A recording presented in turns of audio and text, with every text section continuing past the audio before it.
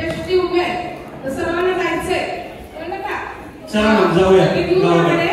शंकर पाटलांची कथा ऐकायला आपल्याला ऐकायची. शंकर पाटील माहिती का तुला? हो माहिती. आपले ग्रामीण कथाकार आहेत का शंकर पाटील. तर त्यांची कथा ऐकायची. तर जायचंय ना बघा माझ्या मैत्रिणीला किती घाय येते बाबा. आया चालला पटापटा सीता पकडून. काय घाई बायांना थांबा की जरा आपली. चला चला मंडळी. राम राम.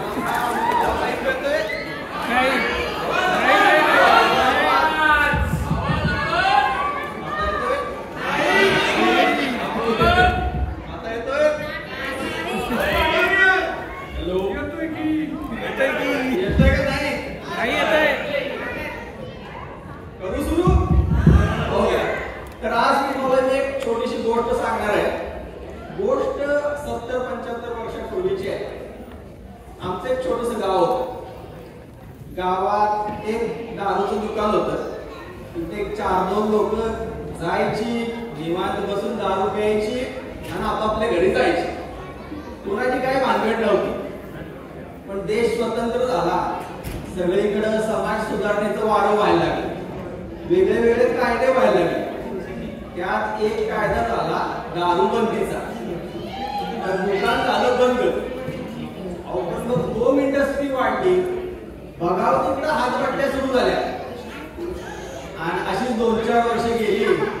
गावातली जुनी जाणती मंडळी म्हणायला लागली की हे काय खरं नाही. याच्यानं गाव पुढं नासल याचा विचार करा. आता लोकांनाही पटायला लागलं की दारू वाईट, दारू बंदी व्हायलाच पाहिजे. मग सगळे म्हणाले नाही करू दारू बंदी करू. पण मग आता करायची कशी? करायची म्हणजे फार शपथाच घ्यायच्या. आणि जर शपथा घेऊन पण जर कोणी पिणारा आढळला तर त्याची गाढवावरनं धिंडच काढायची. चला चला चांगलाय चांगलाय. मुहूर्त काढा. 15 ऑगस्ट चालेल का? चालेल. 15 ऑगस्ट मुहूर्त धरा. 15 ऑगस्ट मुहूर्ताला सगळ्यांनी शपथा घ्यायचं ठरलं. आता गावात चावडी होती. चावडीच्या पटांगणासमोर सगळं गाव गोळा झालं 15 ऑगस्टला.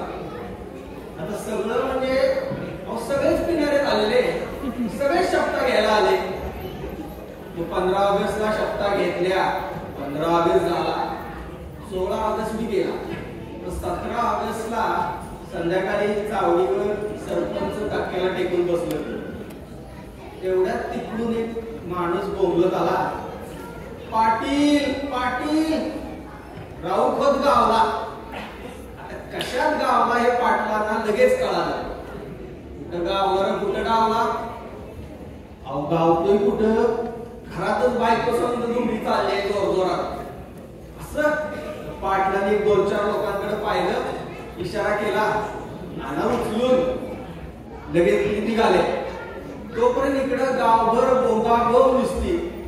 राऊत दारू पिऊन गावलाय. त्याची आता गाढवावरनं खिंड काढायचे. तुम्ही असं नसल तसे सगळे चावडीवर चला. अहो इतका नुसता निघाला. पार तरणी ताटी म्हातारी कोतारी असं नसल ते सगळं धरून पळायला लागले चावडीकडे. बाया पण दाना पळायला लागल्या चावडीकडे. काही बायानं तर एवढी शुद्धच राहिली नाही.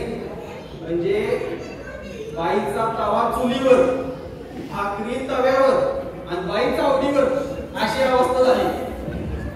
बर इकडं आता त्याची धिंड काढायची म्हटल्यावर गुलालवाले आले, आपले लेझिमवाले आले, हलगीवाले आले. आता धिंड कशी एकदम जंक्शन झाली पाहिजे. तेवढ्यात ते 2-4 पैलवानांनी एक चांगलं दडकट गाढव उचलून आणलं. आणि आता सगळे राऊत खोताची वाट बघायला लागले.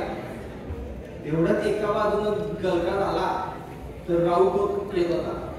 गडी येतो कसा? तसा फड जिंकलेला पैलवान कसा खांद्यावर बसून येतो तसा गडी खांद्यावर बसून आरामात मिरत येत होता. आता त्या राऊत खोताला बघून लोकांना एवढा हर्ष झाला की त्याला बघून नुसता शिट्ट्यांचा दणदणाट, टाळ्यांचा कडकडाट. आता या सगळ्याची कल्पना त्या गाढवाला नव्हती.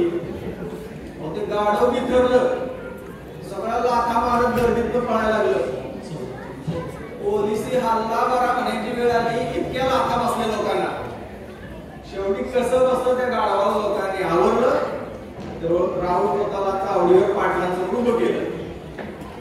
गडी कसा उभा होता, असं नाक डोलावा का नाही, तसा डुलत उभा होता. पाटील म्हणाले, बाबा राहू, तू दारू प्यायला यायचं तुला मान्य आहे का? मी दारू प्यायलो नाहीये. काय मर्दा सांगा लागलाय, सगळ्या चावडीवर दर तुझा सगळा दरवळ पसरलाय की. पाटील, वास तुमच्या नाकात भरलेला आहे. तेवढा अजून एक आला, अरे मर्दा एवढा दंगा कशाला करायला लागलेला? पुन्हा संघ, बायको संघ, कुणाच्या? तुझ्याच की. मग काय लोकांच्या बायको संघ दंगा करणार का? अरे पण इतका, मग कितका? गव्हर्नमेंटनं परमिशन काढले का इतका दंगा करा म्हणून? पाटील म्हणाले, त्याच्या नादाला लागू नका, गडी फुलटास आहे. तुमची तयारी आहे का? हा हा, आमची तयारी आहे. उचला. उचलल्या राहूला लोकांनी बसवला गाढवावर. राहूला गुलाल लावला, गाढवाला बी गुलाल लावला. राहूचं तोंड गाढवाच्या पाठीकडं आणि राहूची पाठ गाढवाच्या तोंडाकडं. आणि सुरू झाली लेझिम. तिकडं हलगी वाजायला लागली आणि मिरवणूक झाली सुरू. कशी? अशी. ढेगे टाके टाके टाके, ढेगे टाके टाके टाके, ढेगे टाके टाके टाके.